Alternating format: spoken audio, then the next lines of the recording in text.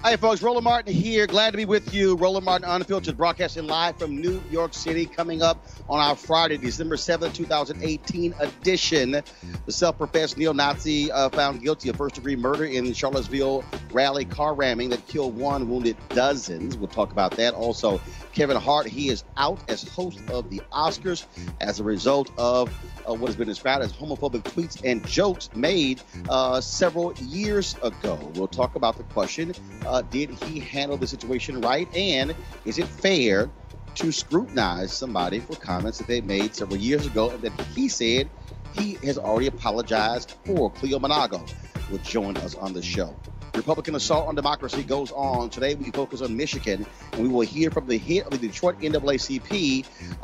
You don't want to miss Reverend Dr. Wendell Gregory on the GOP's attempt to hobble the new Democratic governor and Attorney General plus Secretary of State in that state. They also, of course, want to roll back the issue of early voting. Folks, Donald Trump nominates a new United States Attorney General, but he is not new, previously serving under the role of same role under President Bush. How will he affect African Americans? And a student in Rhode Island starts a class action lawsuit to get civics classes back in the classroom. She wants to know how to vote, how to serve on a jury, and how to engage with politics. We'll talk to her and her lawyer. Also, we told you about Tyler Perry's layaway gift yesterday. Now we know how much he spent. Trust me, it's a big number. And the Grammy Awards were announced today. We've got the top nominees. And twice Oscar-nominated costume designer Ruth Carter talks about Black Panther. The other movies she's involved in, of course, Black Panther, nominated for Best Picture Golden Globe. It's time to bring the funk on Roland Martin Unfiltered. Let's go. He's got it. Whatever the miss, he's on it.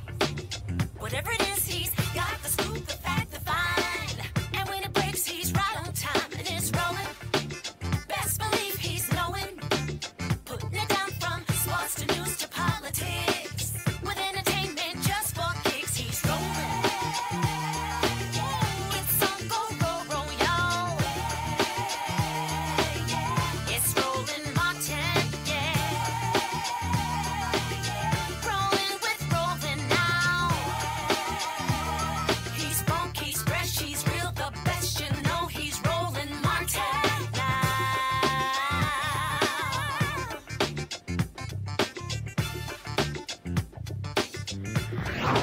Martin.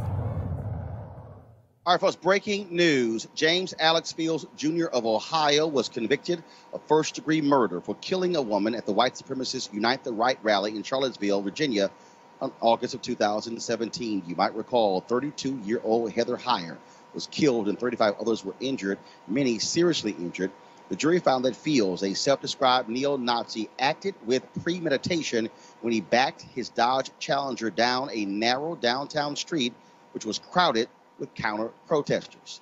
Again, he has been found guilty as we speak right now. There are folks who are assembling outside of the courtroom there protesting exactly him, even though he has been found not guilty. And so I'm pulling up right now a feed as I'm looking at it right now on ABC News and other feeds as well, as folks are demonstrating outside of the courtroom and chanting happy about him being found guilty. And so again, we are watching that right now. So if you, so if our folks let me know, we pull up some other feeds on Twitter, we actually will have an opportunity to see that. But again, he has been found. So again, this breaking news coming down literally in the last hour.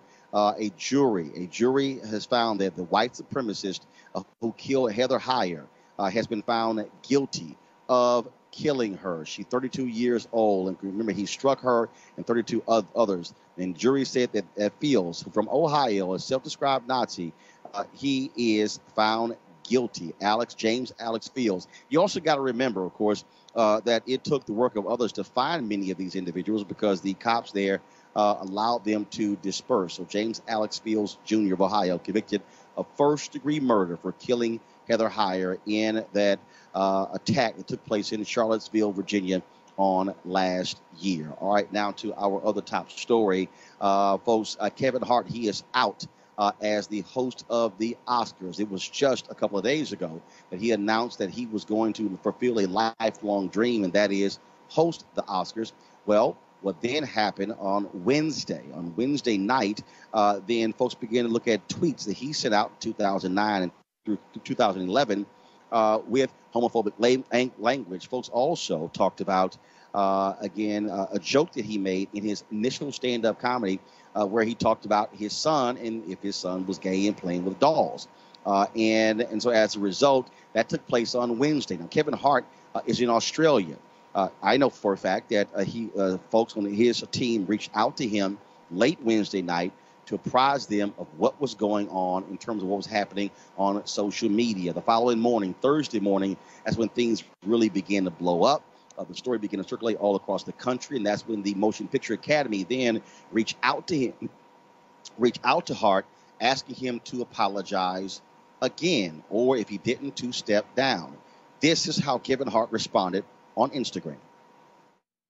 From the Academy, and that call basically said, Kevin, apologize for your tweets of old, or we're going to have to move on and find another host. Talking about the tweets from 2009, 2010. I chose to pass. I passed on the apology. The reason why I passed is because I've addressed this several times. This is not the first time this has come up. I've addressed it. I've spoken on it. I've said where the rights and wrongs were. I've said who I am now versus who I was then. I've done it. I've done it. I'm not going to continue to go back and tap into the days of old when I moved on and I'm in a completely different space in my life. The same energy that went into finding those old tweets could be the same energy put into finding the response to the questions that have been asked years after years after years. We feed in the internet trolls and we reward them. I'm not going to do it, man. I'm going to be me. I'm going to stand my ground. Regardless, Academy, I'm thankful and appreciative of the opportunity. If it goes away, no harm, no foul. Now, first off, that was the second video Kevin Hart released. The first video he released as he was lying in bed, shirt was off, and he released a video. And then that was the second release. Well, that video was not received well. Later, he posted these two tweets on Twitter. Quote, I've made the choice to step down from hosting this year's Oscars. This is because I do not want to be a distraction on a night that should be celebrated by so many amazing, talented artists. I sincerely apologize to the LGBTQ community for my insensitive words from my past. I'm sorry that I hurt people. I'm evolving and want to continue to do so. My goal is to bring people together, not tear us apart. Much love and appreciation to the Academy. I hope we can meet again. Now this thing began to spread like wildfire all across social media. And Kevin and his team were trying to figure out how they would respond to this. Many people, of course, began to criticize him, attack him, for those tweets, as well as for the jokes he made in his stand-up about his son, if he caught his son playing with dolls. Also, there was an interview Kevin Hart did in 2015 on The Breakfast Club where he said that he would not take a movie role playing someone was gay because he was concerned about how folks would then think about that. And he said he couldn't focus on the role because he would be so concerned about what other people are thinking. In several other interviews, he talked about apologizing for what took place, saying, you know what, I was wrong with my insecurities in terms of that led me to do that. Others said, well, that wasn't an apology. They said he was trying to simply explain it away. Well, joining us right now, Dr. Cleo Monago, of course, who joins us right now, behavioral expert, also Lauren Victoria Burke, writer with the National Newspaper Publishers Association, and joining us, Malik Abdul, Republican communications consultant. Cleo, I want to start with you. You, of course, lead Black Men's Exchange, a group that speaks, of course, to brothers who are same gender loving. And here's a piece. I sent you a text. I believe it was that same night on Wednesday, and asking you had you heard about this here. And obviously this thing really began to blow up Thursday. Kevin Hart steps down. Earlier today, I saw a story where the president of GLAAD came out and said that they didn't want Kevin to step down, that this could have been used as a teaching moment. There were others who would say that there could be potentially roles of individuals who are nominated playing gay characters, and that it would be wrong for Kevin Hart to be the host. Your initial thoughts on all of this? Well, for one of the rare moments, I agree with the guy at GLAAD that as opposed to dismissing Kevin and throwing... Actually, it was a woman. I think okay. The new CEO is a woman. Go ahead. I'm sorry. Well, thank you. I didn't know that. But anyway, my point is that I agree that in this society, particularly in the Black community, which is whose Kevin's comments are reminiscent of, elements of the Black community who have, in my opinion, man issues, concerns about being seen as gay or not seen as a man, and has to do what Kevin believes he has to do, is constantly talk about fags, if you will, and constantly talking about homosexuality. He's obsessed with the issue, apparently, because he's talking about it over and over again, and there's reasons for that. People want to be seen as a man and want to make public notice that I'm not like that, so I can be seen as a man. But anyway, getting back to the issue that you mentioned, I believe that we always, when we dismiss people, we dismiss an opportunity to create a teaching moment. But the teaching moment, I think, when it comes to Black people, needs to be very specific. Like I said before, sometimes what we call so-called homophobia among Black people is really Black masculinity anxiety, because the society has done some damage to Black men, including more recently with the police murders, but we can go back, further back we go, we see torturous behavior toward Black men. So there's often hyper-masculinity, hyper-investment in being seen as a man, as I said before. So when you create those educational moments, for Black people in particular, we have to deconstruct why we have these reactions and why there's such an obsession with disassociating from homosexuality, even when it's not the topic. So here's the question, Cleo, that here was Kevin Hart, sent a tweet out also included in his stand-up act. And you have people who are saying Kevin Hart was wrong. He should not be making gay jokes. So the question is this. When you look at comedians, they make jokes about Black people. Mm-hmm. They make jokes about women. They make jokes about gay people. They make jokes about politicians, political parties. So the question is, can comedians make gay jokes? Or are we now saying comedians, where typically, again, where it was always on the comedy stage, anything goes, that, oh no, you should not say anything about anybody that might be deemed offensive. Your thoughts? Well, Black men can't. I mean, you might remember Tracy Morgan back in the day. Well, no, I'm not asking can't. I'm asking you, I know what you're saying when they say they can't, but I'm saying, should we have restraints on comedians on who they can make fun of? And what I'm saying, if I understand your question, is that you're using the term we and you're universalizing the question of what comedians can do. And I'm saying that Black men are treated special, is my point.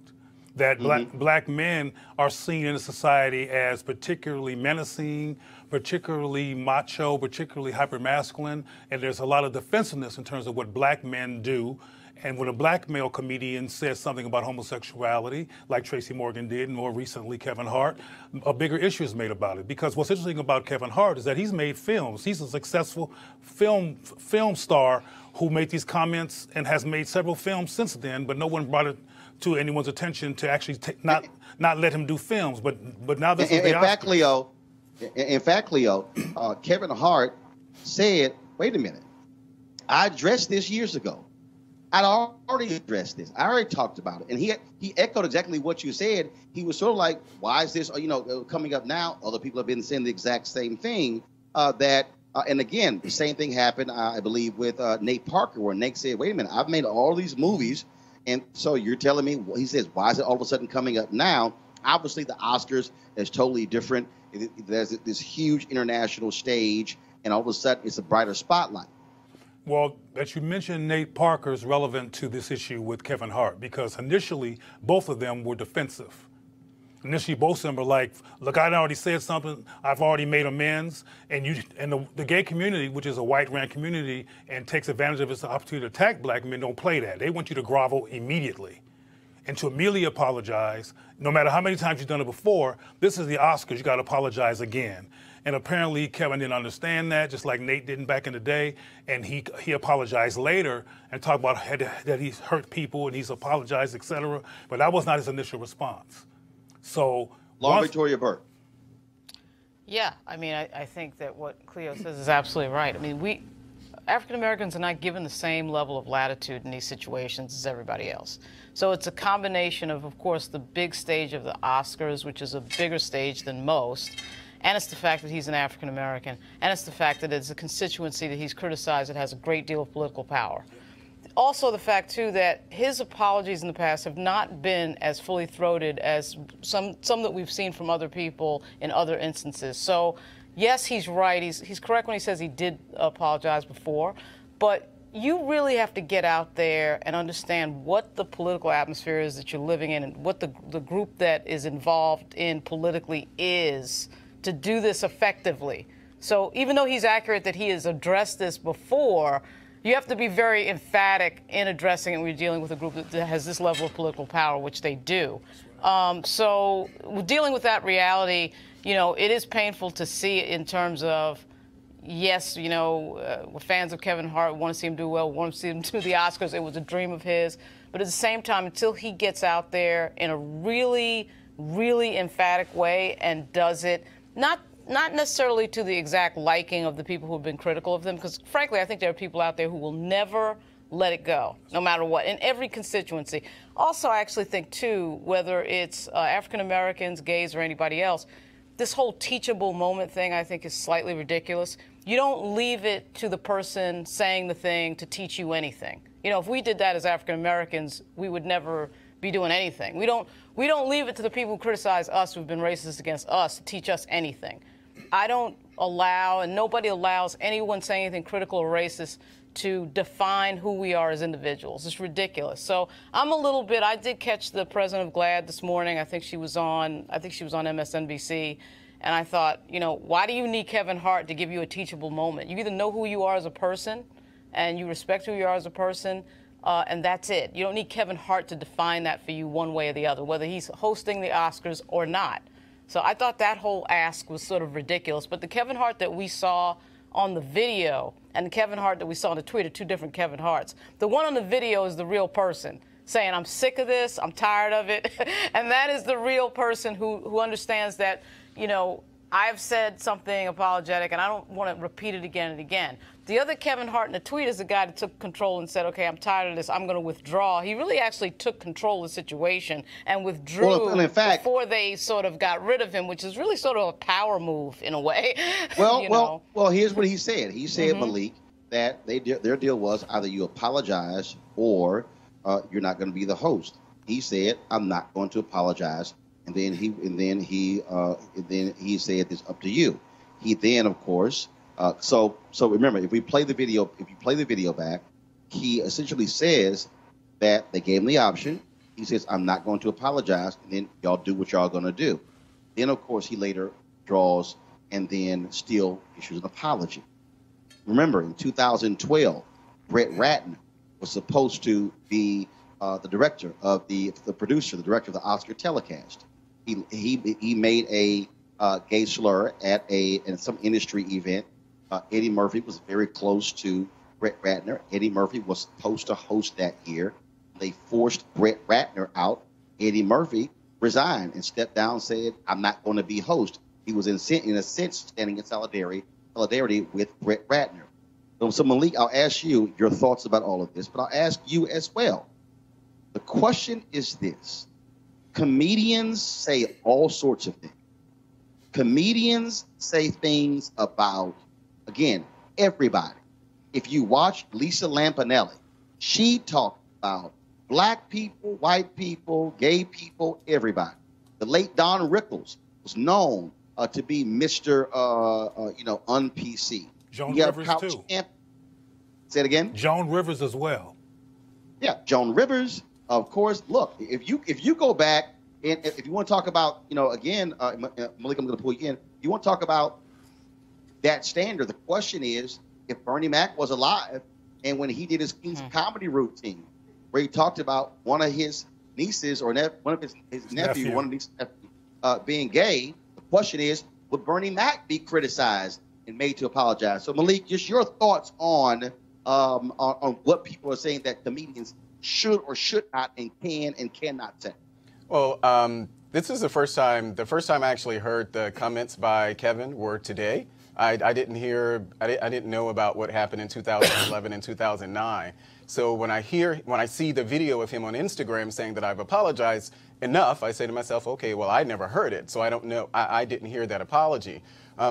As to your question about whether or not other comedians would be able to, whether Bernie Mac or others would, Richard Pryor, Eddie Murphy, of old, would be able to have the same comedic set as they had back then, I would say no. And the reason is because of the type of climate that we're in, the political climate that we're in. I said last week with Mark Lamont Hill, I said I was willing to give him the benefit of the doubt that what he said was not what he intended or how it came across to people. That's not where we are in our politics. Of course, as a Republican, I have to say, there are things that we have done, and a lot of it has become so political and it's toxic. So when a Republican says something, I think we should be willing to give them the benefit of the doubt and have those same teaching moments that Lauren mentioned, but we don't do enough of that. So now we have a climate that if Kevin Hart says something like this, we have to go after him. If Mark But Lamont... here's the thing, though. Okay, I want to put a pin right there. You said... if a Republican said this, are we now saying that the standard for a comedian is the same as the standard for a politician? Well, unfortunately, I think this is where we are. And when I say I think this is where we are, what I'm referring to is the online mafia mob or whatever you want to call it. A lot of these stories get pushed because someone tweeted it. So people report on what someone else tweeted, not the actual situation. So the reason that we're talking about this is because someone dug it up and said, okay, well, now this is an issue. But we do so much of that, and I think we do ourselves a disservice because we cover stories based on what's happening on social media. I don't know if a reporter actually went to Kevin and had this conversation with Kevin, or there was some real investigative journalism anything. No, here's what happened. Here's what happened. I'm going to tell you what happened.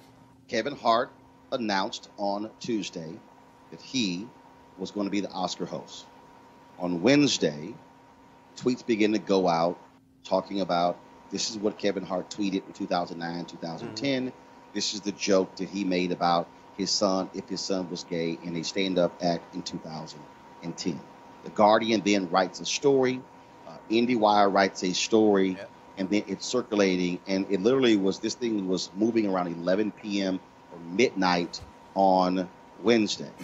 Then, by around 8 or 9 o'clock on Thursday morning, it began to get picked up by Variety, by the Hollywood Reporter, by the Wrap, all the industry trade magazines. And then the story began to go to the next level. So that was a timeline. But I do want to ask the three of you, and the reason I'm asking you this is because I remember when Tracy Morgan made his joke during his routine, and I wrote a column on CNN.com talking about comedians and what they say and the leeway that we give comedians on stage. And I talked about people were saying that Tracy Morgan shouldn't be joking about killing a gay son. And then I talked about, so I wrote this column saying, what about all these other comedians who joked about killing kids? And folks said, no, it's totally different. And folks began to attack me saying, how dare you write that, when what I was asking is, okay, the comedy stage used to be that place where anything goes. Nothing was off limits. So the question is, have we come to the point where the comedic stage, we're saying now that, oh, there are limits, and what do y'all think about that when it comes to the freedom of what comedians have always said and done? And are we also now going to judge comedians based upon a comedy routine from 6, 7, 8, 10, 12, 15 years ago? Well, Roland, anybody can jump. We used to have Al Jolson and the Minstrel Show in the United States, right? That was perfectly acceptable. And so we have to understand as African Americans the obvious. We are in a different cultural space because of 400 years of history. I mean, we are not judged the same. And that's why, and Cleo, you can come in, right? I know you're going to say something on top of this that's going to layer this out correctly. That is why Kevin Hart can't just get away with this. Same reason why Mark Lamont Hill can't say what he. I mean, we are in a different cultural space. We are an ethnic minority, and so when we say stuff, we're judged by the majority. So, you know, it's as obvious as that. Of course, there have been things that have happened on the comedic stage, a lot of them directed against African Americans that everybody thought was hilarious, particularly in the early part of the 1900s. Yep. And no one said that, you know, for Hollywood to be doing this is particularly, you know, it's particularly laughable. Okay, when we look at the films that came out between, you know, the dawn of film and about, 1960s and 70s with the blaxploitation era, everybody thought that was great. Yeah. So, you know, I take all of that. I'm not saying it's okay to say negative, bigoted things against any group. I don't care who it is. But we are judged differently. Sorry, Cleo, I went a little long there. Okay, Cleo, then Malik, then I'm going to the next story. Well, she's correct. And I said that earlier, that we are judged differently, and which was my point in the first place. But I want to reiterate something that inspired by some of your comments, Roland, when you mentioned Lisa Lampanelli, and I mentioned Joan Rivers, and other people were mentioned. Back when Tracy Morgan was accused of what he didn't say, he didn't say he would kill his son if he was gay. And we don't have time to get into what really happened. It was the topic was bullying.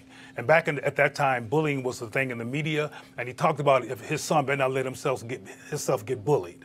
And that was the issue about my son better not come home, make himself look bad and being a victim and being bullied. And it was interpreted as something about gay. He didn't even use the word gay, Tracy, but he was targeted. And that's my point. I believe that that Kevin is being targeted.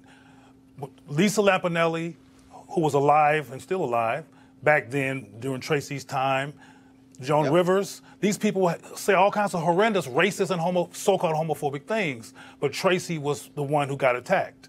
So I want to reiterate the fact that there is special treatment here. I also want to make it real clear, though, that if you take the comments that Kevin Hart said literally, they're problematic. They're violent, they're rude, they're dismissive, they're oppressive. But he's a comedian, like Lisa Lampanelli, like the late Joan Rivers, and these other people that say horrible things about people all the time. So if we remove the context and replace it with racism, then again, what Lauren is saying becomes more relevant and more focused here in terms of why this man is in trouble now. And what I hope he doesn't do, I can say this real quickly, is go out and run behind the HRC's new executive director and do a Please Love Me and I Love You campaign. That's going to be real optically problematic for a brother to go around doing that.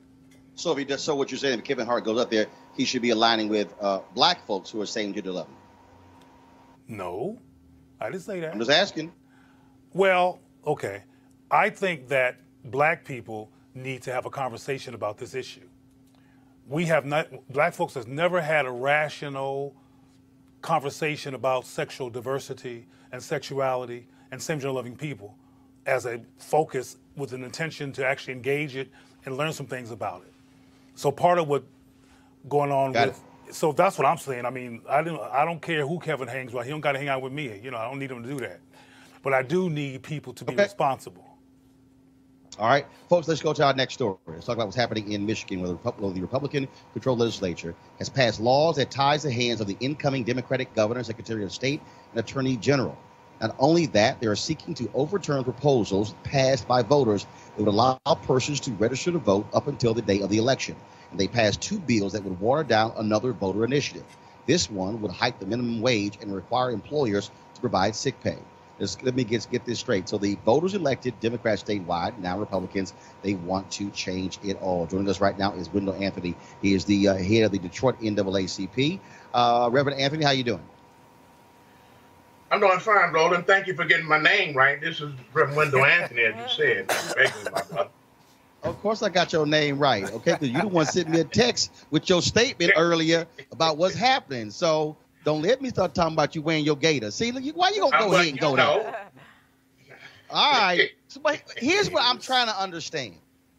What the hell is the point of voters passing an initiative if the legislature is going to say we don't have to follow it? Well, that's precisely what we're concerned about, Roland. This is the highest level of hypocrisy and deceit and treachery.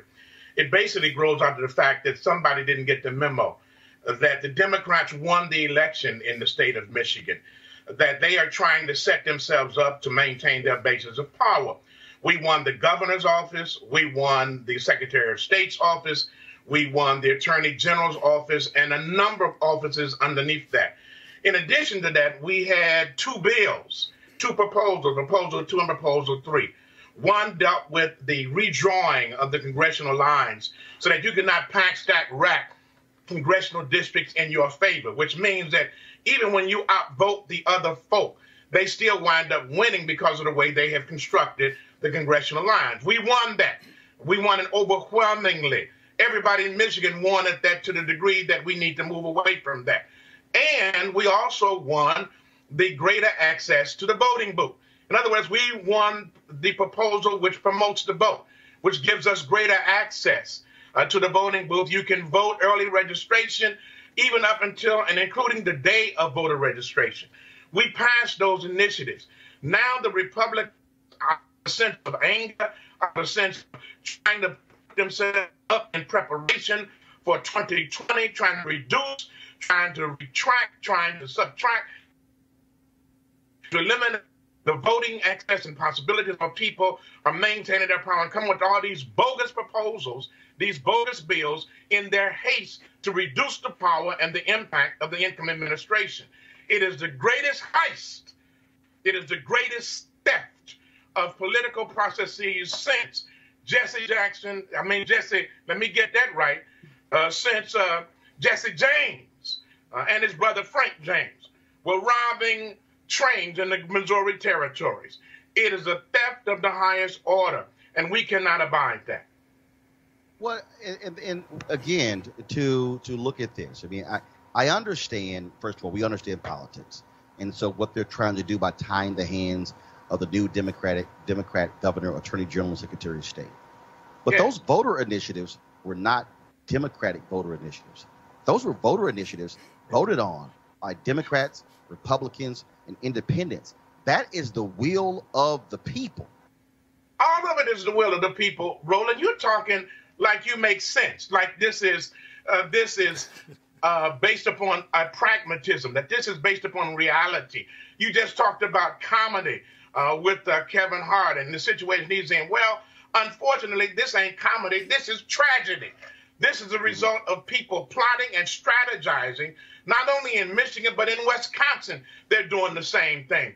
In North Carolina, 2 years ago, for the same reasons that we are objecting to this now, the federal courts have reversed and said what they did in North Carolina was unconstitutional. Yes, Republicans voted for Proposal 2 and Proposal 3. Independents voted for it. Democrats voted for it. Everybody voted for it who supported those proposals. Now, these rogue Republicans, and that's precisely what they are rogue Republicans who, if you really are talking about and concerned about voter fraud, this is Democratic fraud. They're using the guise of their majority in the House and in the Senate in Michigan to pass laws that are against the will of the people. I don't hear President Trump talking about we need a voter integrity commission. I don't see Chris Kobach leading the charge to say we need to come in Michigan and in Wisconsin and in North Carolina and other places to correct the wrongs that have been made. This is a short-term gain, but it's going to cause long-term pain. We must not, as a voting electorate, step back. We must step up. This is the kind of mess, Roland, and you know it. This is the kind of stuff that discourages people from voting. This is the kind of stuff that says, my vote doesn't matter. Why should I go to the voting booth? Why should I do what Reverend Anthony is suggesting to take my soul to the poll? Because they're ruining spirit in my soul. I'm simply saying that we cannot abide this. We are winning, y'all. If we were not winning, they would not be scheming and stealing and perpetrating these frauds upon the people. We are right at the edge of turning the corner in a whole lot of places in our country. We turned it in Michigan. We turned it in Georgia and in Florida. We won those elections, Roland. You know it as well as I do. They stole those elections. Ain't nobody talking about let's send the commission down there. We ain't heard Trump say nothing. I hear the sound of crickets. I don't hear nobody saying anything about the real fraud, the real deceit, the real thievery that's going on in our nation. If you really want to do something for democracy, then let the will of the people prevail. You might get over today, but tomorrow we coming right at you. Last question. The governor, Rick Snyder, he could veto these bills or he could sign them. He has 14 days to review them. I'm looking at the Detroit News, and he said what took place. This is the will of he said largely they've set their own course talking about Republican-led legislature. And he said, I'm waiting to see what comes to my desk, and I'll review it in a thoughtful fashion. I'm going to look at it from what I believe is the best public policy answer for the state of Michigan, just like I have for 8 years. So is it time now? Is it your plan to put pressure on the governor to veto these bills that are passed? Absolutely, Roland. Not only to veto them if they get to them, but to not sign the bills. It's legacy time. Rick Snyder is on the way out. He carries with him the legacy of Flint, Michigan, who still and cannot get the kind of clean water and new pipes that they deserve. One of the communities in America that is still suffering after 2 to 3 years from poisoned water. You don't want to go out that way. Don't go out having turned the page on democracy by allowing this hypocrisy to prevail. We're asking the governor and calling upon him to do the right thing. He knows that within his own heart and within his scope of political acumen that this is wrong. This is a tragedy of the highest order.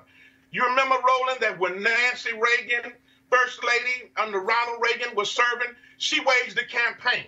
It was doing what they call the war on drugs. Well, this is a war on democracy. And what did Nancy Reagan say when they were talking about how to defeat this? She said to young people all over the country, just say no. Well, Rick Snyder, Governor Snyder, when it comes to your desk, just say no. This won't go, and go out in a bang. Don't go out in a boom, to the degree that you did not exercise the right option and do the right thing. We must not be silent. We don't plan to be silent.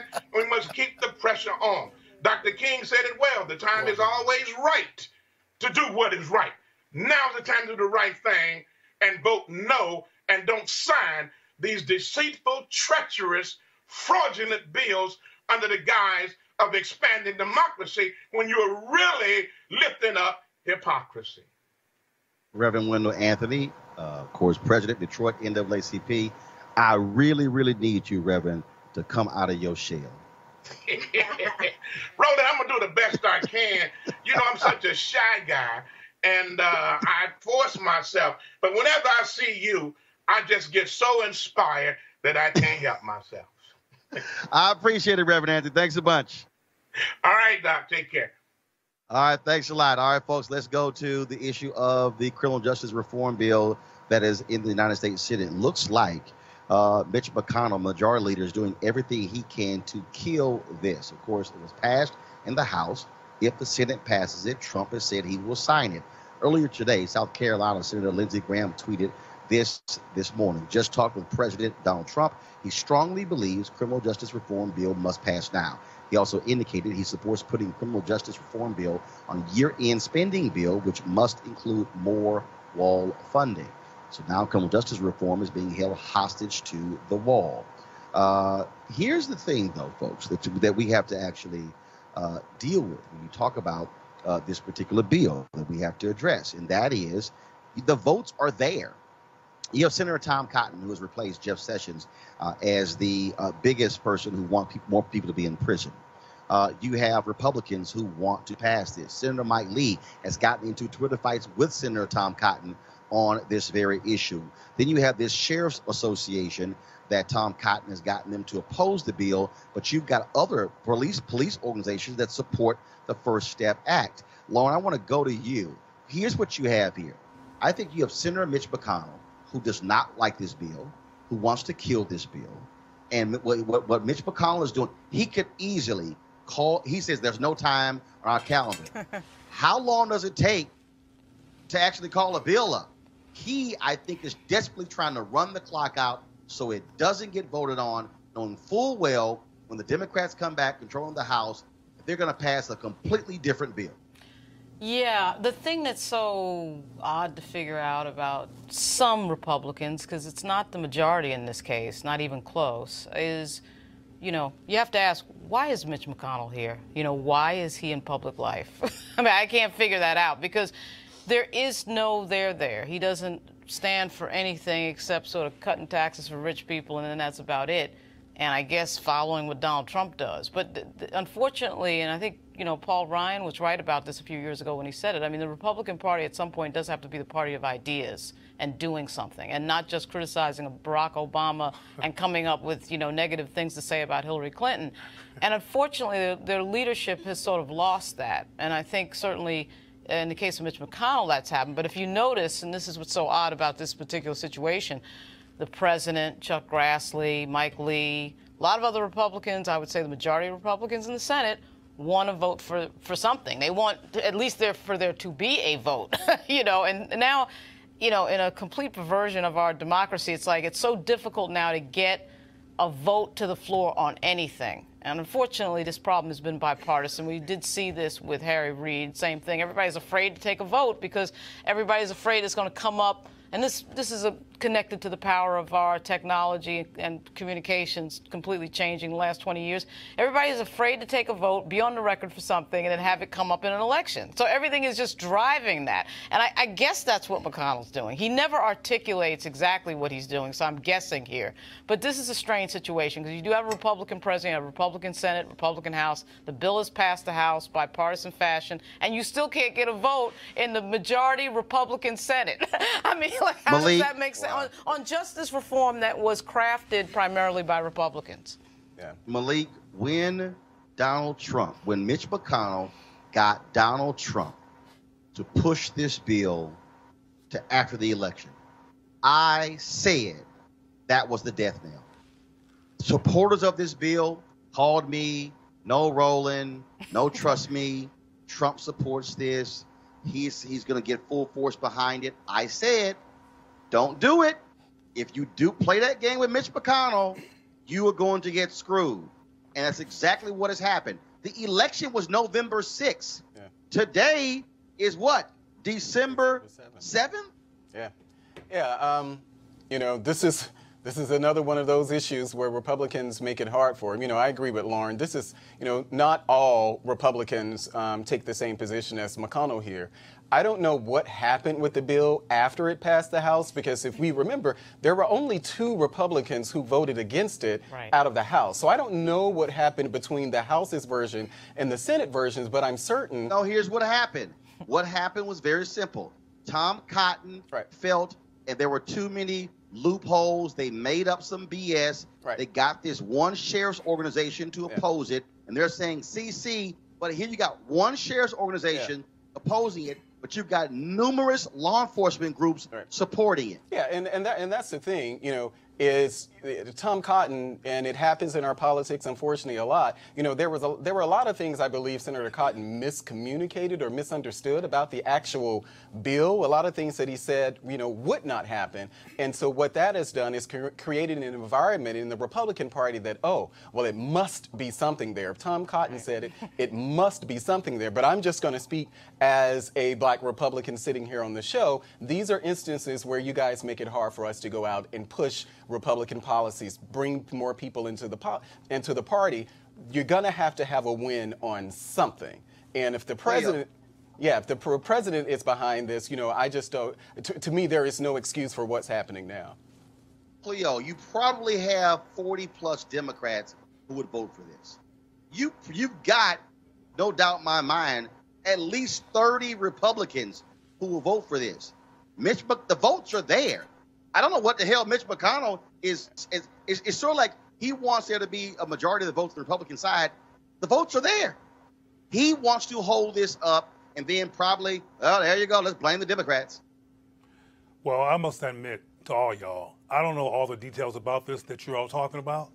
I don't know the details of this scenario that you've asked everyone about, but I do believe that from what I see, the Republicans aim to win, and sometimes their attempts to win defy logic and defy what we would materially think is a good idea, but often they win recently. And I think that we want these people like McConnell to do the right thing, but I think he's trying to manipulate. And from his perspective, his manipulation is going to have some success. We will see. I mean, the thing is, though, it would be nice if there was a journalist that actually asked Tom Cotton, what are you here for? What did you run for office for? Right. What do you believe in? What policies do you actually want to push? Because it would seem to me he believes in absolutely nothing and in doing nothing, and so just sort of being a dead ender. And frankly, I don't think this moment right here, I don't think is about Republicanism or being a Democrat. It's this one individual member who's a pain in the ass. That's what it is. And it's just a weird Republican outlier. pain in the ass, though. Well, here's the deal, Cleo. The next time I send you some damn stories to read, you read it before you come on the show, so you can get caught the hell up what we talking about. Well, he's not the only one. I'm not gonna debate this on the air, but I'm a special guest today, and I came here to be special. So that's all I'll say. You special, all right, Super Black. You real special. So, folks, we'll keep you abreast of exactly what happens with this and whether or not Republicans are going to have the guts to actually get it passed. If they don't vote on this bill, this just proves Mitch McConnell is a joke, is a failure, and black Republicans should be blasting him at every turn if he simply doesn't do this. All right, folks, it's time to hear a word from one of the folks who are supportive of Roland Martin Unfiltered. With the holidays just around the corner, now is the time to order holiday cards for family and friends. This year, you can create custom holiday photo cards quickly, easily, and affordably at simplytoimpress.com. That's simplytoimpress.com. It is your holiday photo card headquarters with thousands of unique Christmas cards and other designs to choose from. And look, it's very simple. All you got to do is upload your family photos and get them on Facebook or Instagram, personalize the text, and you're done. It's that simple. Simplytoimpress.com prints your cards professionally on your choice of premium card stock in just a few days and rushes them straight to your door. The New York Times Wirecutter named Simply to Impress their favorite custom photo card service. Simply to Impress even offers foil cards and hundreds of great holiday designs for your business as well. Place your order today and to save 30% and get free shipping, just enter the promo code DEAL, that's DEAL, at the checkout. Save big on holiday photo cards today using promo code DEAL at simplytoimpress.com. That's simplytoimpress.com. And one of the reasons we want you to support them is because they are a supporter of Roland Martin Unfiltered. And so when you support them, they continue to support us. All right, folks, if you're of a certain age, you remember civics class. Apparently, Rhode Island doesn't do that anymore. And one young lady thinks that's wrong. She wants to be prepared to vote, to serve on juries, and involve herself in civic affairs. She got a lawyer, and they filed a class action lawsuit against the state of Rhode Island. The suit claims their constitutional right to complete education is being violated. Joining me now is one of the plaintiffs, Alita Cook, as well as her attorney, Michael Rebell. Alita and Michael, how you doing? Hi, I'm good. So, nice Alita, when did this start? When did you say, this is crazy? I don't know what the hell they teaching us. I want to do something. Oh, my video's on. Okay, can you hear me?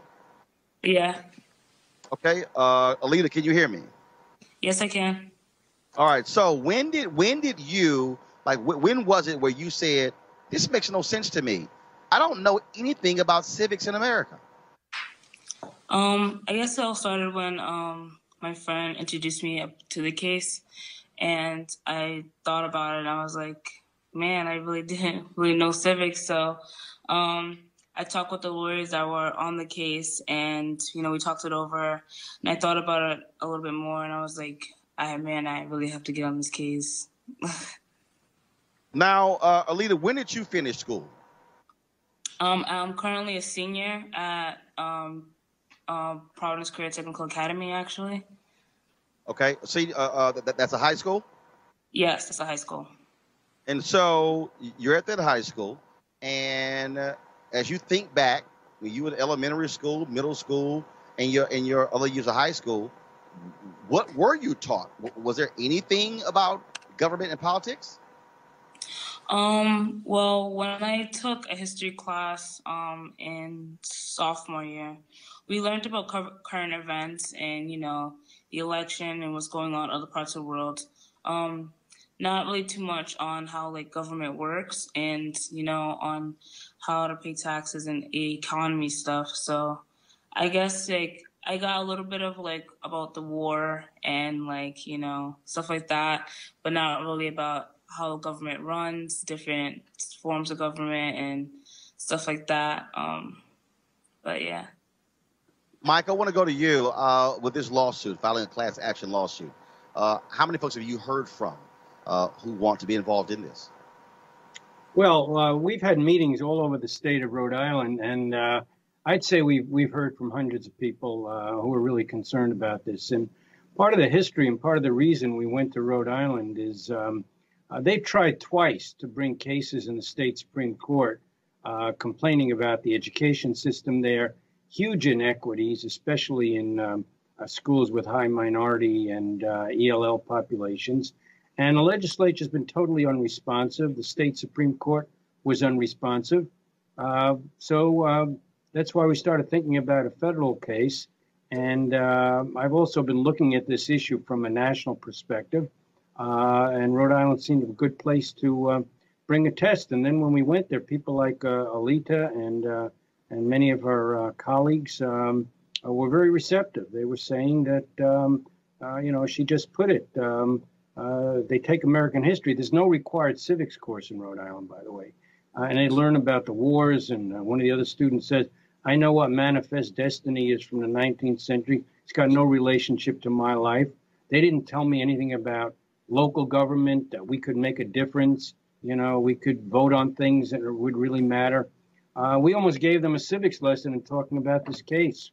So I think some of these students like Alita have really gotten into it. And she's also quite articulate in saying that she's about to graduate, but she's really doing this for her younger brothers and sisters. And I just think that's great. Michael, have you seen a similar suit like this anywhere in the country, and has it been successful? Well, as a matter of fact, you were just talking to folks in Detroit. One of my colleagues, who also is very much involved in education reform, which I've been my whole career, he brought a case in Detroit where the situation, I hate to say this because things are pretty bad in Rhode Island, but it seems to be even worse in Detroit. They've got powerful evidence that the Detroit public schools are basically dysfunctional, that most kids graduate there functionally illiterate. So they brought a federal case, and both of us are relying on Supreme Court precedent from 1973 that said there may be a constitutional right to an adequate education, the kind of education you need to exercise your fundamental rights as a citizen. So that's what we're doing. The Supreme Court left that open. They said there may be a right like that. They didn't deal with it in that 73 case, and they said we may look at this in the future. So given everything that's happening in our country, I think the time is now to say that we can't depend on our politicians. We can't depend on Mitch McConnell and his ilk, the kinds of things you were talking about a few weeks ago. We got to look to our future generation. We got to look to the young people. And if they're going to get involved and take over things, we have some hope for the future, you know. But what they've got to learn is how to have conversations, rational conversations, respectfully with people with different views. They've got to learn how to get accurate information from the internet. They've got to learn how to use social media in a positive way to have the kinds of discussions you're having tonight and not rant and rave.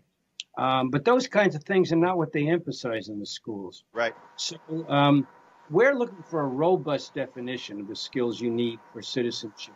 You need deep knowledge of history and economics. You need critical analytic ability. You need experiences like school government, like visiting local city councils, like getting involved in extracurricular activities where you interact with people from diverse backgrounds. You need to learn democratic values, rule of law and all. So that's Lita, what we're looking for the courts to say is every kid's right to really learn this stuff. The Detroit case, they're emphasizing the importance of literacy, and certainly you can't stress that enough. But I take a little issue there because we get one shot possibly at the U.S. Supreme Court. Right. And if they're going to decide that education for citizenship means sixth grade literacy, well, it's better than nothing. And it may help a lot of kids in Detroit, unfortunately, if they're not even getting that. But on the national scale, you know, we want education to be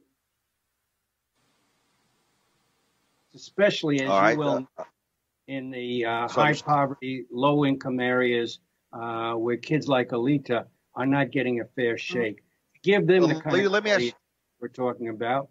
Is going to take let me ask you this question here. Michael, hold on one second. Lita, got to ask you this here in the final question for you. Your classmates, what are they saying? Are they saying, what are you doing involved in a lawsuit, or do they want to join you?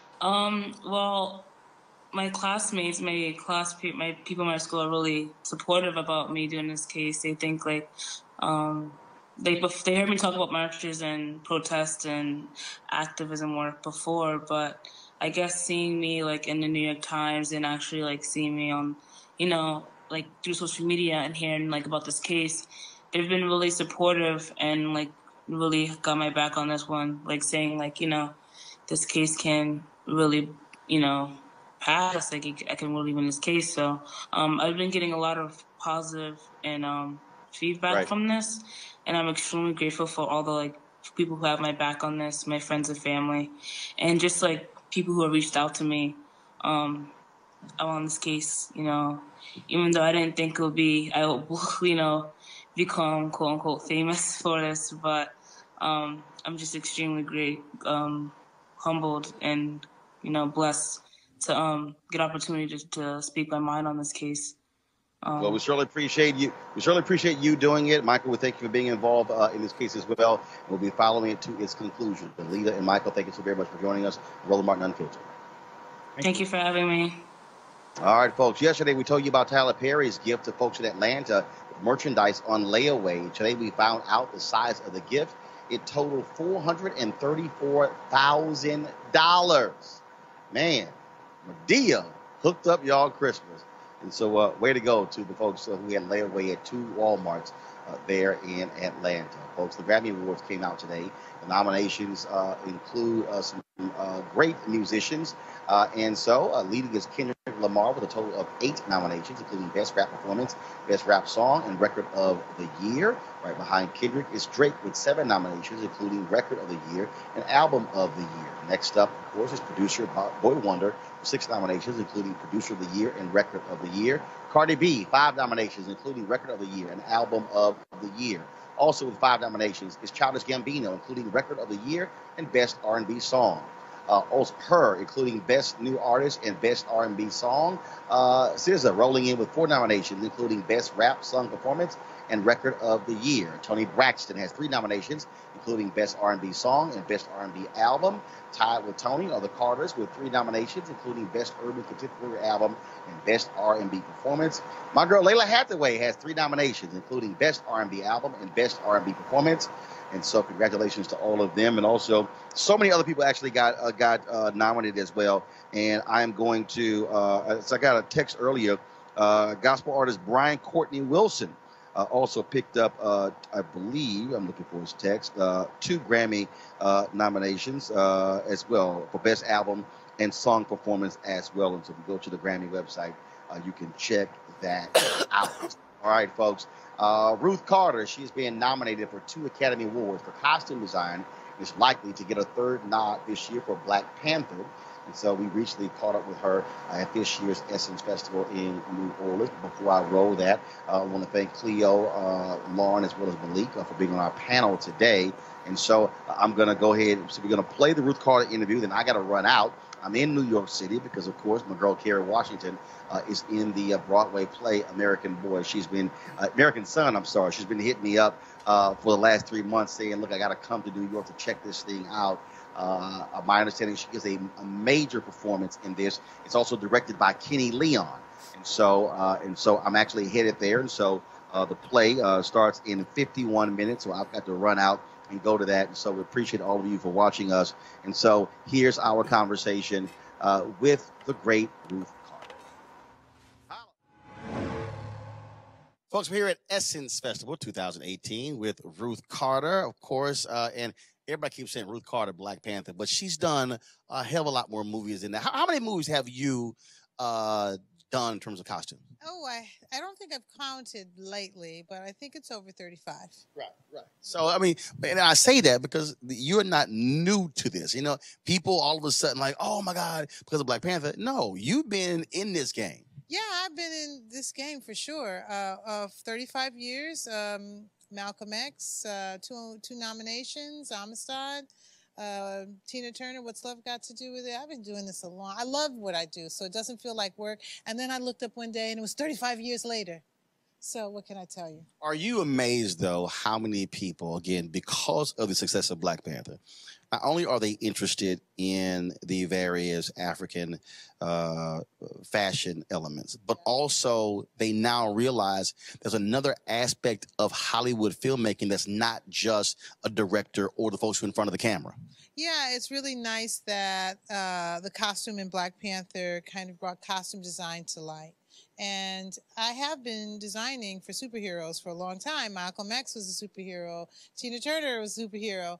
But the global impact that the Black Panther did, you know, it made $1.4 billion. And it touched a lot of people. So, you know, to have done like the life's work and really giving the Black Panther your all really is heartfelt to see all the people that have embraced it. You and I, we've talked several times about the movie itself. You've had so many other interviews. Have you considered, or if you've already done it, really putting something together? I mean, the amount of research that you had to go through it, where people really need to understand all of that, and then where certain things came from, and it wasn't just from this particular African nation. Anything along those lines that's sort of a guide, a how-to, or just because it's an interesting backstory. How certain pieces got on screen. Yeah, well, I do have an exhibition of my work that I have mounted, and it's going to launch in Pittsburgh in August.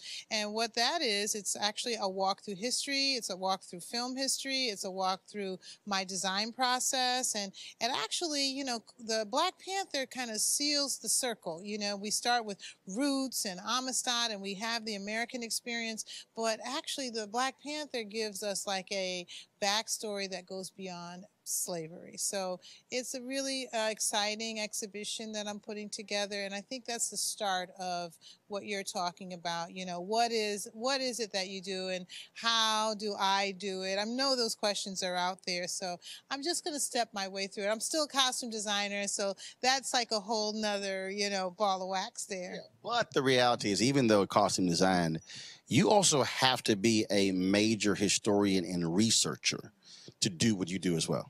Yeah, I love the research. I love looking at the work of James Vandersea, Gordon Parks.